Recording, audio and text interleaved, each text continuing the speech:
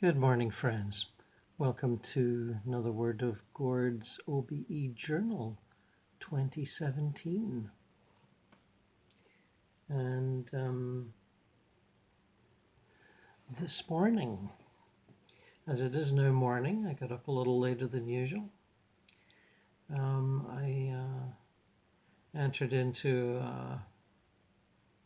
a meditation which quickly produced a projection, and I felt myself moving away, just like my hand is moving away from where I'm sitting here, out through the window and into the next dimension. All very sort of practiced and easy. No struggle, no. But the only struggle was me trying to figure out what was going on. The me that's sitting here, the me that's doing the projection, seemed to know exactly what it was up to. And seems to either be examining what other aspects of Astral Gordon are doing, or splitting itself into 3 or 4 parts. It happened so quickly I wasn't quite sure. One part is examining maybe is a strong word, being curious about observing an astral plane school that's dedicated to educating children just beyond the age of babies, I'd say about 3 years old. Although years on the astral plane, of course, are a little hard to define. Killed in either mostly wars, as far as I can see, or maybe not see is the word, but feel. But I think also illness that takes children before they're really developed in any way. 1, 2 years old, and this is a given that these sort of things, these places are all over because of the death rate around the world, whether through accident, illness, or war. And I just hadn't really checked on it carefully before. And what am I seeing? Well, I'm seeing a bunch of pictures. One is the children at a recess, and they look to be about 3, 4 years old, and they're like children at recess, basically. Pass by any elementary school on a pleasant day, you'll see them out there playing around, and it looks very similar. But if you look closely, as I am, you'll see some of them are playing a game which involves little sort of maybe rubber colored balls, but the size of tennis balls, and moving them around with mental control, and sort of playing and trying to gain control of the ball through mental control.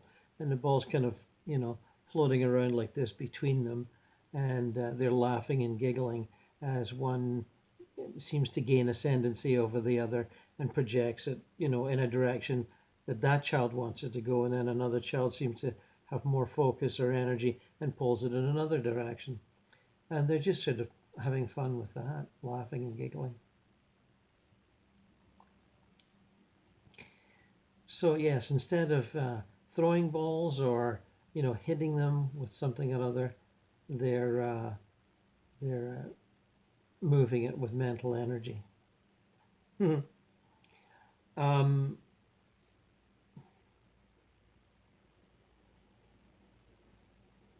I see another picture. This seems to be an accumulation of images that are not sequential in the time that we think of, one activity, then another, then another. And they've all got sitting at their chairs and desks. Yes, it's still the old chair and desk thing. With the teacher up front illustrating something. They've all got what looks like fairly large iPads. I wouldn't identify the maker, but you know that looks. Everyone knows what an iPad looks like. So similar to how iPads look here, and they seem to function quite similarly. Um, and it looks like they're learning how to write, how to compose words and sentences, and basically writing. And not handwriting, but you know that. I mean, they all seem very familiar with the the fingering mechanism to put letters on the screen. But I get the feeling it's more a more sophisticated understanding of how words are spelt and sentences go together grammatically correctly.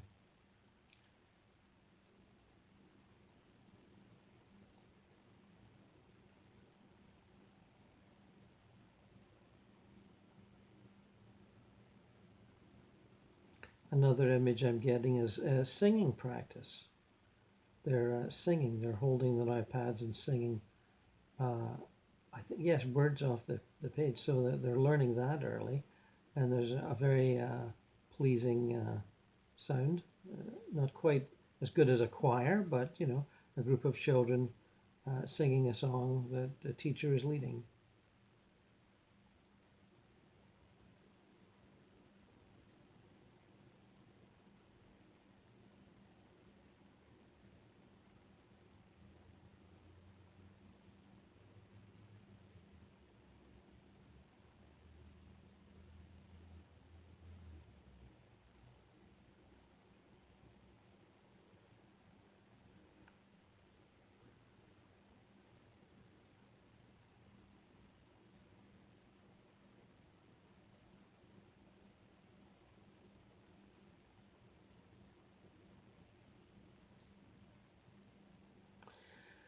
I'm seeing a lunch in a cafeteria.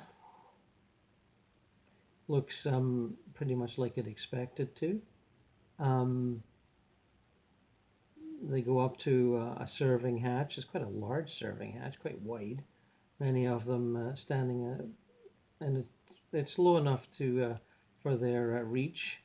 And that are various plates of differing kinds of food items available. I see mixed fruit. I see salads. I see what looks an awful lot like French fries. Um,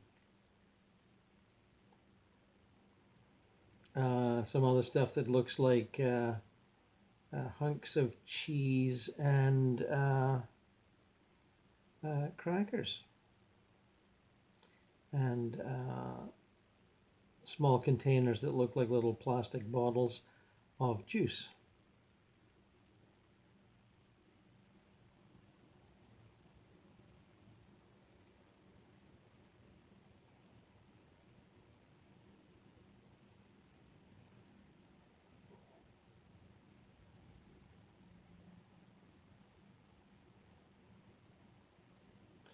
Another, if I switch focus, another of the aspects that is exploring elsewhere simultaneously, um, although obviously it's not simultaneous as I'm telling it, um, but simultaneous to the aspect on the astral plane school.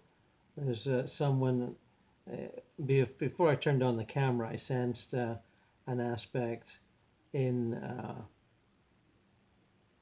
the famous sort of sacred spot, the hill in England called Glastonbury Tor. Many legends and myths attached to that in the town of Glastonbury in Somerset. And I've been there physically several times throughout the decades. And there's a lot there to be explored um, astrally, and there's quite a complex there, and has been for many hundreds of years.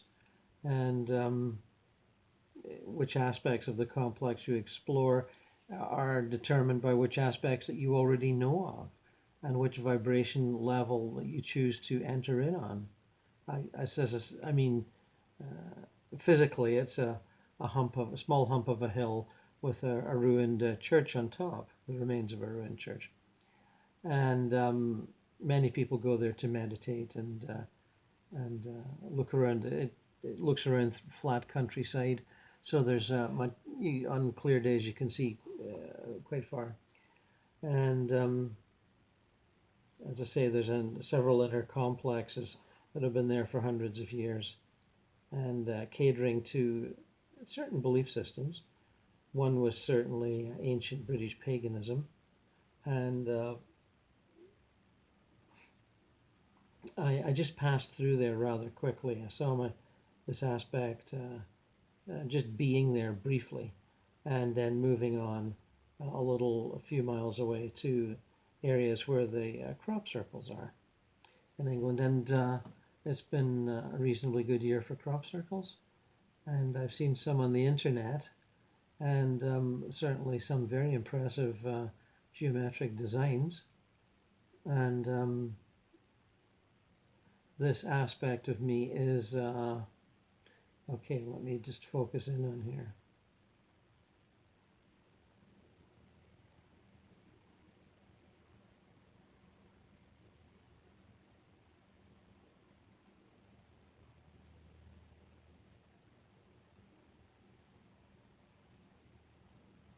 Seeing how the designs are created by a group of beings focused on a screen somewhere. They create the design almost like an artwork, and then it's transferred energetically onto the crop with a sort of, well, obviously, a mental projective energy that lays down the crop, and in a very careful, patterned fashion. But I'm seeing several beings working on the design. Now you're probably going to say, where are they? And I'm not quite sure yet, but we're certainly in a room somewhere. We're not out in a field, we're in a room. Now, where is that room?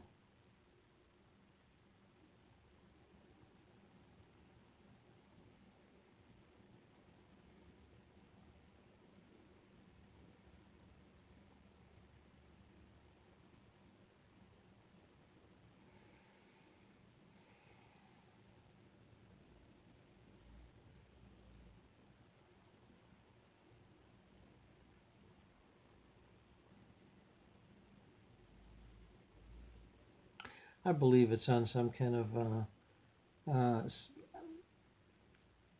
spaceship, basically, hovering, over southern England in a slightly different dimension, not physically visible, although it could make itself physically visible, but it's hovering there for a variety of purposes. But one of them is the creation and maintenance of crop circles, and the beings that are there. Okay, there's a mixture, not all one species.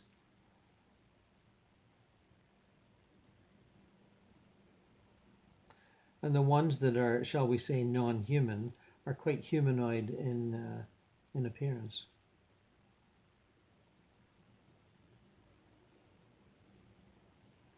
And what I'm seeing is the beings staring at a screen on the wall, or a wall that happens to also be a screen or can be immediately used as one. I don't actually see anything hanging in front of the wall. It seems to be projected right onto the wall. So it's simultaneously a screen and a wall.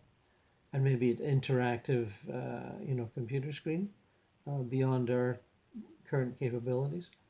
And I'm looking at a fairly complex geometrical shape that is being manipulated and changed slightly. You can see the various shapes in the inside being moved around and adjusted slightly. And I'm wondering if it's, it's been worked out on a kind of a draftsman's board ahead of time with, rulers and pencils and compasses and, all that sort of thing. But that's me thinking on the old technology. I don't think it's actually been done that way. It's all mental projection and mental communication, telepathic communication between the beings that are there. And obviously, this is not the first time they've done it. And although they're aware of a presence in the room that's not participating, they realize somebody's there watching, observing, and of course it's me, or one aspect of me. And a lot of what's going on is sort of, I guess, mathematically or geometrically, sort of beyond my current abilities or aptitude.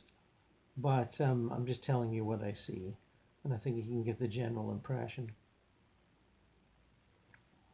I don't think what I'm seeing has actually been laid into crop, but I'm being shown or allowed to see how it is brought into a level of being, and then when they're happy with it, they transfer it to a field somewhere. And what I'm seeing is very precise. They're moving towards great precision. It looks quite beautiful. And God, don't ask me to describe it. It's complex. A number of shapes within a circular format, and looking, only slightly different than many other crop circles that you've seen. But I look at it and think, okay, have I seen that shape before, or that series of shapes, or something similar? Or, I've been looking at them for years, decades, and since the 90s, and you see certain shapes repeated,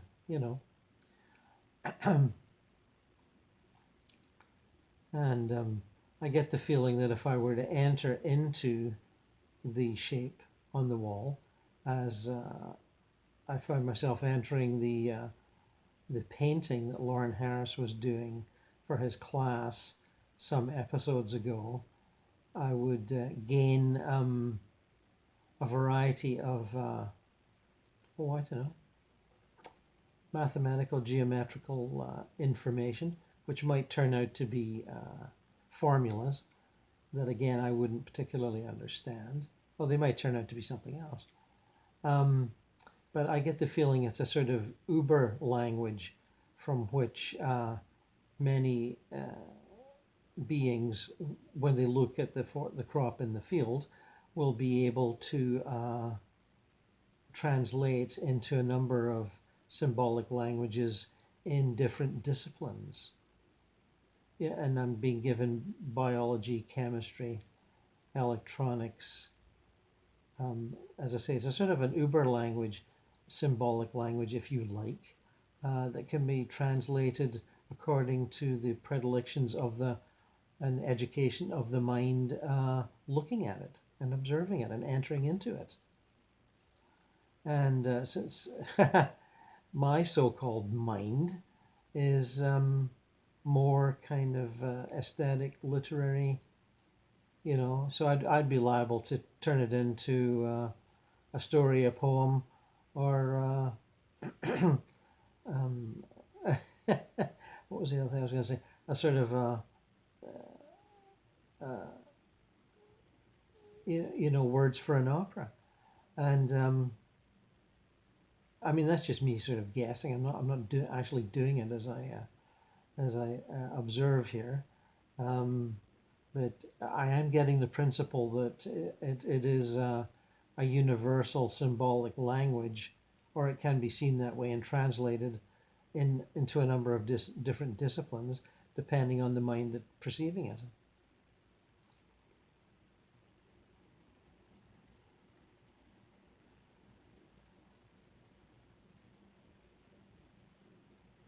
And it's also interesting, given some thoughts I expressed on Facebook the other day about people who, I believe it's a drawing on a wall at the Monroe Institute with a variety of symbolic language structures, penned in some way. And and various people had said, "Oh yeah, I recognize this one and that one," and uh, and I guess it's what various people have experienced or seen on their projective trips whilst at the Monroe Institute, and then, write it, draw it out later. And I made the comment that since all the interactions I seem to have had with either spirit beings or non-humanoid visitors seem to have been telepathic. So I was wondering about the actual point of symbolic language structures. And of course now I'm seeing the answer to that question, or a partial answer to that question, in this situation with the various beings working on the complex geometric shape on the screen wall in this room in the spaceship.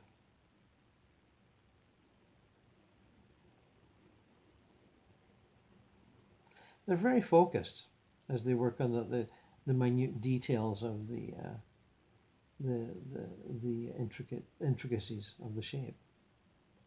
And but the vibration in the room is very good. It's very sort of humming, sort of harmonious humming sort of vibration, I guess is the best I can put it.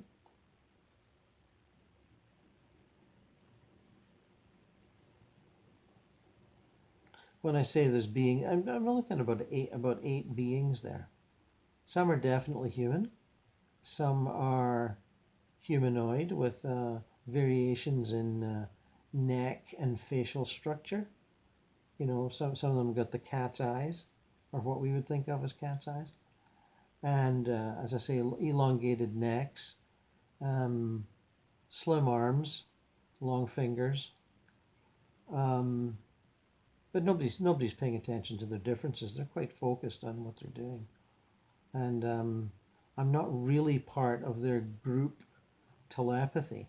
I'm observing their group telepathy and feeling the energy going from one to another and merging, and that sort of a thing. And then going toward this the wall screen, and things becoming moved around and getting adjusted, and then being contemplated, and as if they're sort of saying to themselves, I wonder if that's how does that look to you, and happening a sort of fairly lightning fast telepathic interchange, but on that sort of a level. But I'm not part of it. I'm not contributing. I'm just observing. And it seems to be understood that I am observing, and it's been okayed ahead of time, I think. I guess if you were a sort of a negative, destructive spirit, you wouldn't get anywhere near this vibration. And I'm being told, yes, that's right. So there's that going on, and there's a third aspect. Again, this is all simultaneous to the other two, who is in a war zone, and seems to be dedicated to transferring thoughts of compassion and mercy to those engaged in the conflict. And there's still plenty going on. It looks like it's somewhere in Syria, perhaps even Turkey, because we know stuff's going on in Turkey that we're not hearing about, and or at least not regularly. And it's they're fighting in a you know partially or mostly destroyed urban landscape, almost house to house type of thing or building to building. Snipering and throwing grenades and that sort of activity. And the place has endured shelling and bombing, and this being has been out there many times, and obviously not the only one. I'm just participating as a sort of a spirit helper, taking my turn, doing my shift. And uh, and obviously, when I say my, I'm being extremely loosey-goosey on that descriptor there. Um,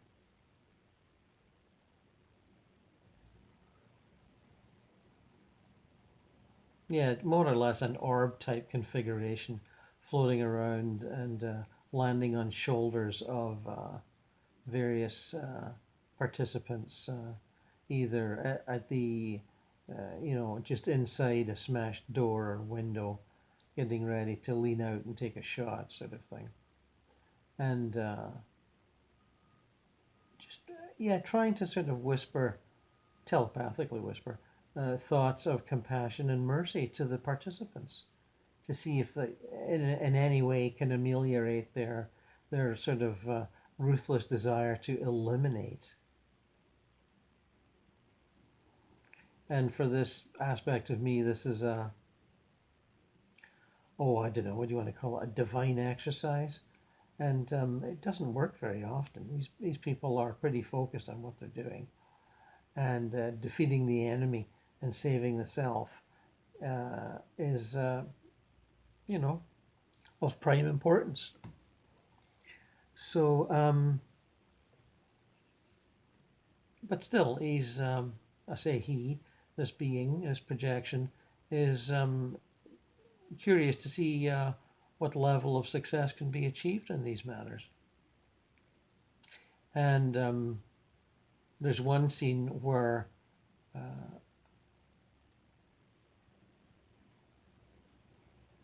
one participant in a building comes across an injured, severely injured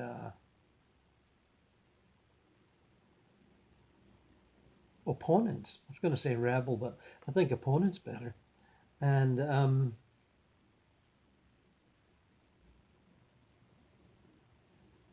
the injured fellow realizes he's been discovered by someone on the other side, and he's trying to kind of get a hold of his weapon, and he hasn't got the energy to lift it. Really, he's too far gone, and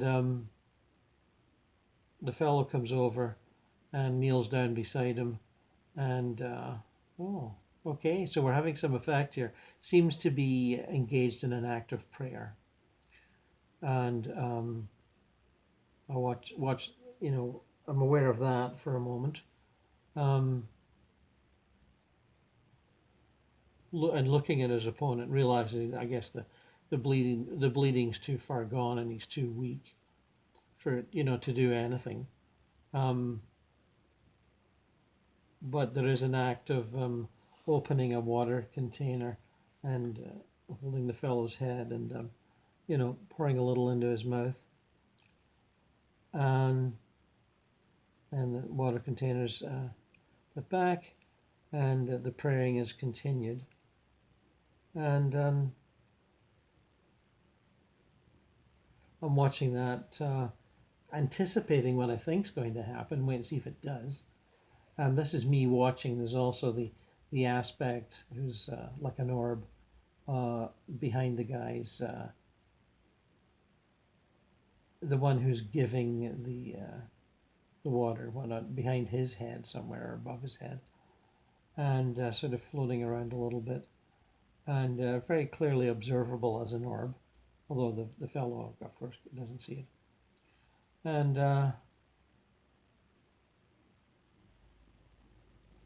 yeah, that's what I thought. After he's finished praying, he shoots the fellow in the head, in the sense of, and he feels he's ending his misery and has prayed for him to go to heaven, or go to the heaven that he wants to go to. I'm pretty confident in saying that.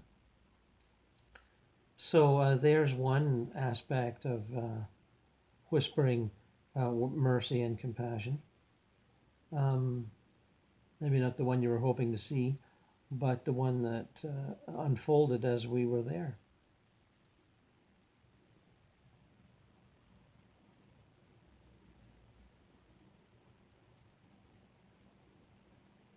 And of course, as you may have guessed, some of the children at this astral plane school that we visited a little while ago, well, part of me's still there, but I'm not focused on it. I'm sort of drifting back into that.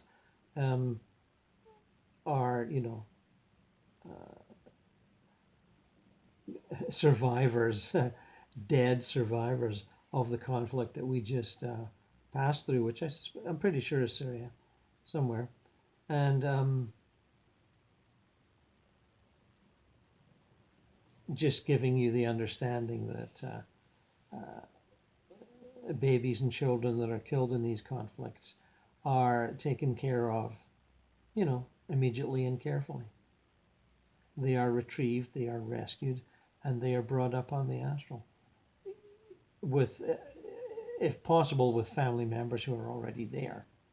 That's not always possible, but there's always willing folk to adopt, and particularly those who have died and left their children behind. So there's much use made of the various states that people find themselves in the immediate postmortem situation. And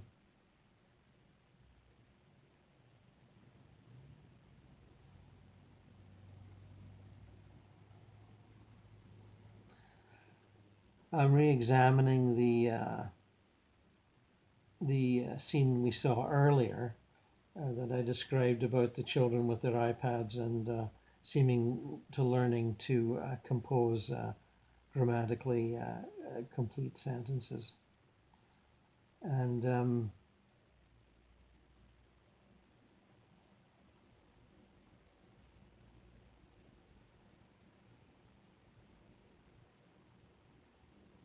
the lessons seem to be being conducted both in English and Arabic.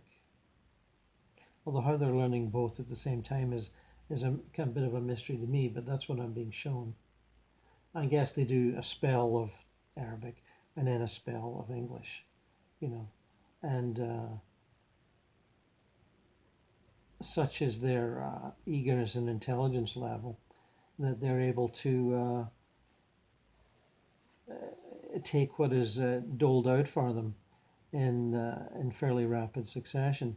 Their minds are active and alert and keen, despite their whatever suffering they may recall from their earth lives.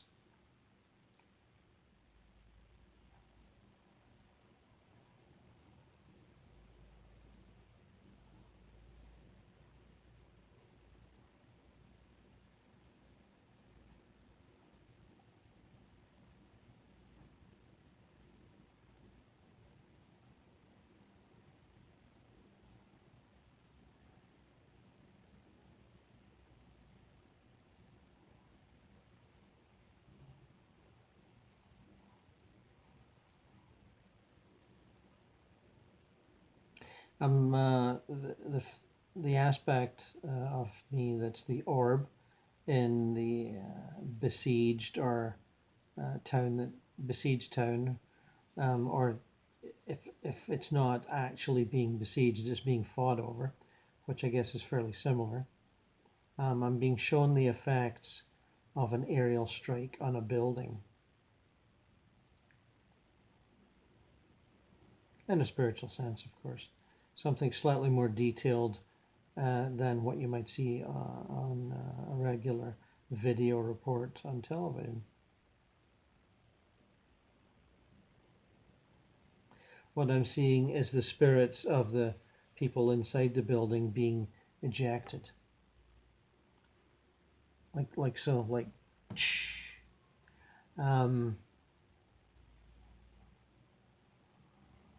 about 10 or 12 all at once, just being sort of thrown up out of the building in the way that other, bits of metal and concrete would be thrown into the air.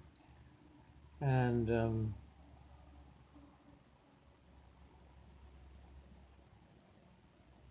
it's kind of shocking, and yet somehow, has an element of beauty to it.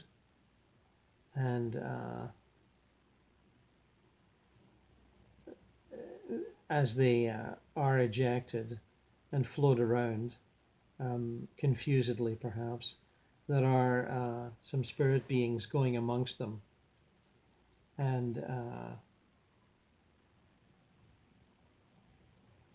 I'm seeing them as sort of orb-like uh, beings with little tails of light going out behind them as they whip about, trying to assess the level of comprehension in the various dead beings that have been thrown up out of this building.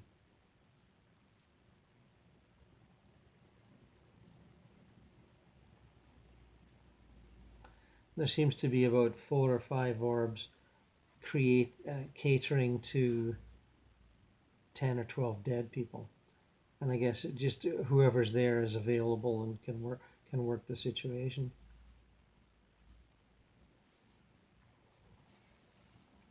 Now I'm assuming that the dead floating above this ruined building, which is still sort of smoking, and I think there's little fires going on down in there, um, but not a huge conflagration. Um, they all have their own level of understanding and perception, and will not necessarily be seeing the orbs that I'm describing to you, and might be translating them in in terms of their religious and cultural expectations, and which I doubt includes orbs, but you never know. And when I say orbs, I mean what you've seen in videos and shots, similar. And as I say, they're still sort of buzzing about the astral forms of the dead. I guess I'm calling them participants because they look like they're soldiers, but they're not in uniform.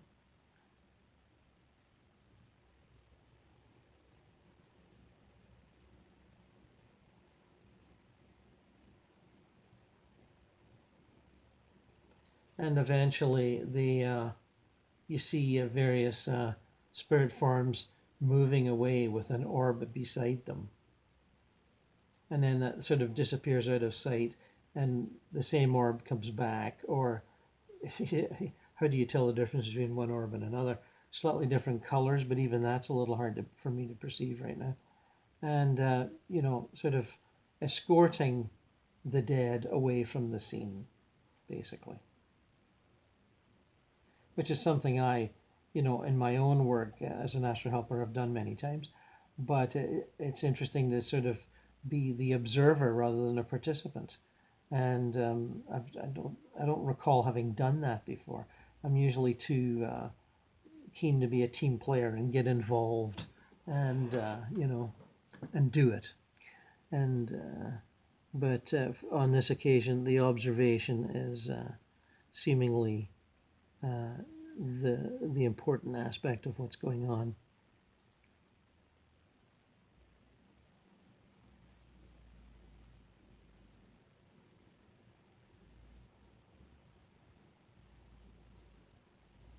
So I'm now withdrawing from those 3 aspects, seeming to be coming back to this body right here and this consciousness relating these stories.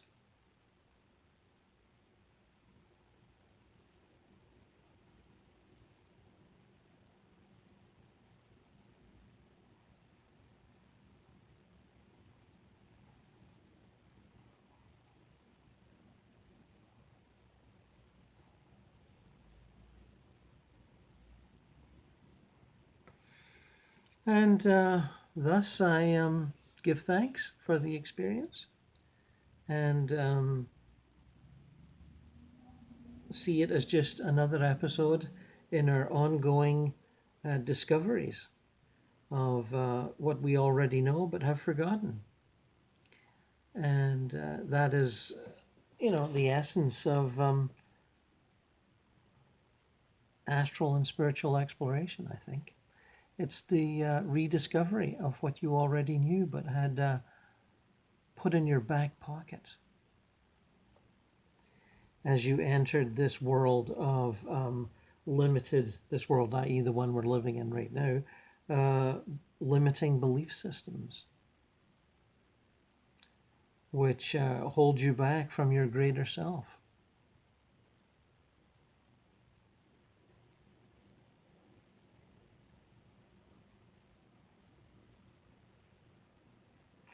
We travel through time and we travel through space, and we arrive at our original selves one of these days.